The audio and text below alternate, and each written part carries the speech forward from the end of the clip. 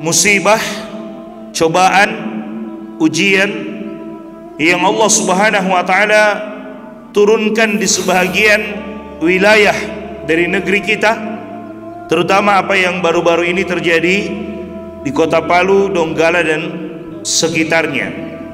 Tentunya kita sangat sedih dengan apa yang menimpa saudara-saudara kita yang ada di sana, dan kita selalu berdoa kepada Allah Subhanahu wa taala, semoga Allah Subhanahu wa taala memberikan kesabaran kepada mereka, dan yang paling utama adalah memberikan keteguhan dalam keimanan-keimanan mereka, karena dalam kondisi-kondisi cobaan seperti ini, keimanan yang paling menentukan.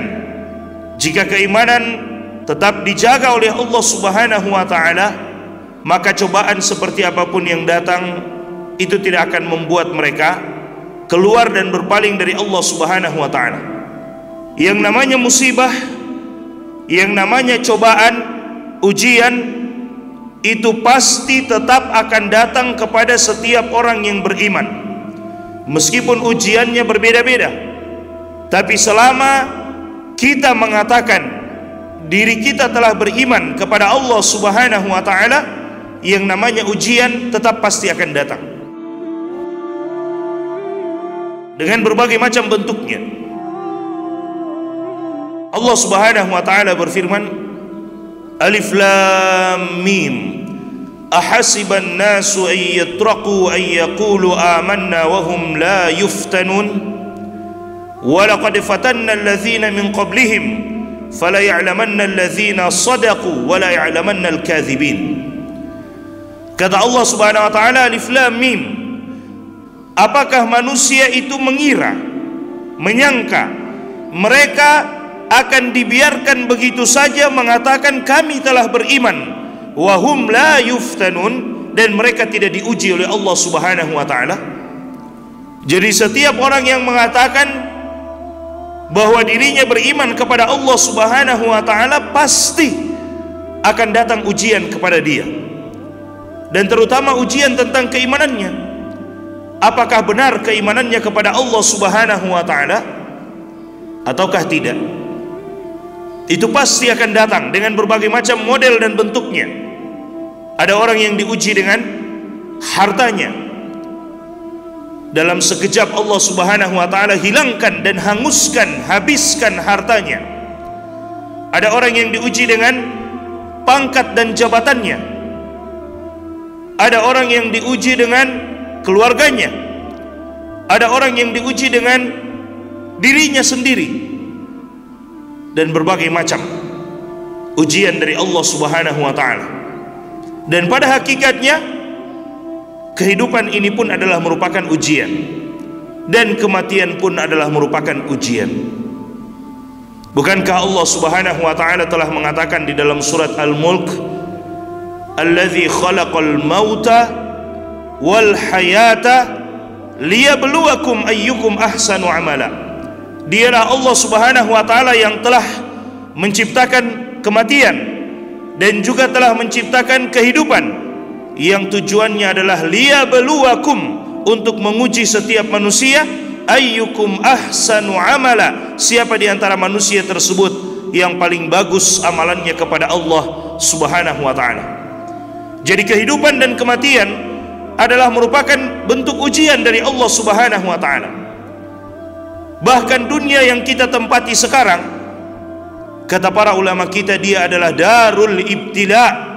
Dunia ini adalah tempat untuk Allah Subhanahu wa taala menguji setiap hambanya, dan akhirat adalah tempat untuk mendapatkan hasil, apakah kita lulus dari ujian kita ataukah kita tidak lulus dari ujian kita. Harta benda, terkadang kita menganggap musibah, ujian, cobaan itu adalah ketika Allah menimpakan sesuatu yang tidak kita sukai, atau ketika Allah Subhanahu wa taala menimpakan sesuatu yang menyakitkan buat kita, baru itu kita katakan musibah, ujian. Ketika kita mendapatkan nikmat, kita menganggap itu adalah nikmat dan bukan ujian. sebenarnya dia adalah nikmat sekaligus dia adalah ujian dari Allah Subhanahu wa taala. Bukankah Allah Subhanahu wa taala telah mengatakan di dalam surat Al-Anbiya, Allah Subhanahu wa taala berfirman, kullu nafsin dha'iqatul maut wa nabluukum bisyarri wal khairi fitnah wa ilaina turja'un. Kata Allah Subhanahu wa taala, setiap yang bernyawa akan merasakan kematian, tapi sebelum kematian itu datang, wa nabluukum bisyarri wal khairi fitnah. Kata Allah Subhanahu wa taala, kami akan menguji setiap manusia dengan keburukan ataupun dengan kebaikan, kenikmatan, fitnah, kata Allah, sebagai bentuk ujian dari Allah Subhanahu wa taala. Jadi keburukan yang menimpa kita adalah ujian, sebagaimana kenikmatan yang datang kepada kita juga adalah merupakan ujian dari Allah Subhanahu wa taala. Wa ilaina turja'un, dan hanya kepada kami semua manusia akan dikembalikan. Semua kita akan dikembalikan. Nikmat yang Allah Subhanahu wa taala berikan, kenapa dia merupakan ujian? Dan ujian seperti apa yang Allah Subhanahu wa taala berikan di dalam setiap nikmat dan kebaikan yang kita peroleh? Jawabannya Allah Subhanahu wa taala jelaskan di dalam surat An-Naml. Kisah Nabi Sulaiman alaihi salam. Ketika Nabi Sulaiman mampu memahami dan berbicara dengan hewan dan binatang yang diciptakan oleh Allah, ketika Nabi Sulaiman mampu memerintahkan jin dan manusia, ketika Nabi Sulaiman mampu memerintahkan mereka untuk memindahkan singgasananya Ratu Balqis kepada Nabi Sulaiman alaihi salam, maka ketika melihat nikmat-nikmat yang begitu banyak, apa jawaban Nabi Sulaiman dan apa perkataan Nabi Sulaiman yang Allah Subhanahu wa taala sebutkan di dalam surat An-Naml? Nabi Sulaiman mengatakan, hadza min fadli rabbi liyabluwani aashkuru am akfur. Semua yang aku dapatkan ini, kenikmatan yang aku dapatkan ini, min fadli rabbi, semuanya semata-mata dari karunia dari Allah Subhanahu wa taala, dan bukan karena kehebatan dan kerja kerasku, tapi semuanya karena karunia dari Allah Subhanahu wa taala. Liyabluwani aashkuru am akfur, untuk menguji diriku, apakah aku termasuk hamba yang pandai bersyukur ataukah aku termasuk hamba yang kufur terhadap nikmat Allah. Jadi kebaikan sekalipun, nikmat sekalipun yang kita dapatkan adalah merupakan musibah dan ujian dari Allah Subhanahu wa taala. Dan oleh sebab itu, para ulama kita mengatakan, kullu ni'matin la tuqarribuka minallahi fahiya baliyah. Setiap nikmat yang kita dapatkan dan dia tidak bisa membuat kita lebih dekat kepada Allah, maka sesungguhnya itu bukan nikmat, tapi itu adalah bala dan musibah. Kullu ni'matin la tuqarribuka minallahi fahiya baliyah.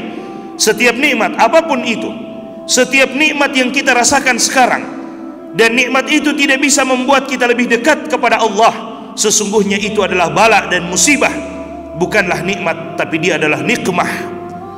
Karena setiap nikmat kelak akan Allah Subhanahu wa taala pertanyakan di hadapan Allah Subhanahu wa taala. Tsumma latus'alunna yauma idzin 'anil na'im. Kemudian pada hari kiamat semua manusia, semua kita akan Allah Subhanahu wa taala tanyakan tentang semua nikmat yang Allah Subhanahu wa taala berikan kepada kita. Maka dari semua ujian Allah Subhanahu wa taala hanya akan ada dua jenis manusia.